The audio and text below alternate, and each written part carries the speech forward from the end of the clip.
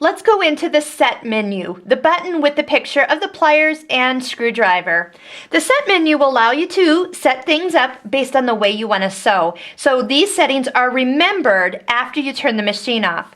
For example, the first one says Fix Auto. There is a little X on that. That means as you pick a new stitch, it will start off with locking stitches. If you don't want those, you can just uncheck that box by touching OK, and you'll notice without that check, then it's not turned on. I'm going to leave it on because I prefer it. The next one down, and we can just use the arrow down to roll through the different items.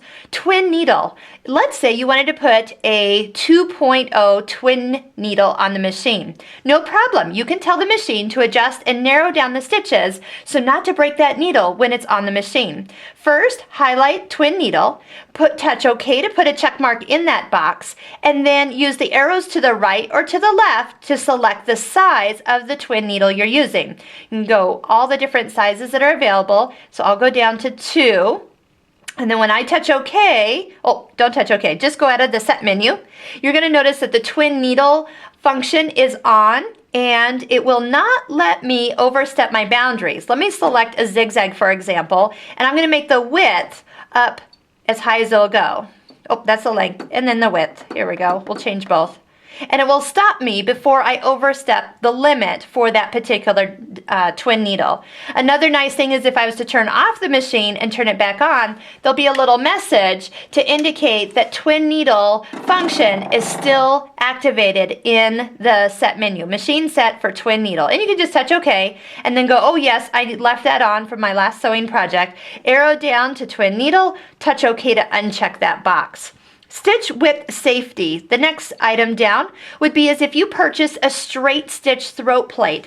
A straight stitch throat plate is a plate that has a single hole in it. You can only do a straight stitch. And this setting will limit you, once again, so you don't accidentally pick a decorative stitch, a zigzag, or move your needle to the right or left past the limitations of that foot. Audible alarm, that means that if there's any particular thing that is notified over here, it will indicate with a little beep.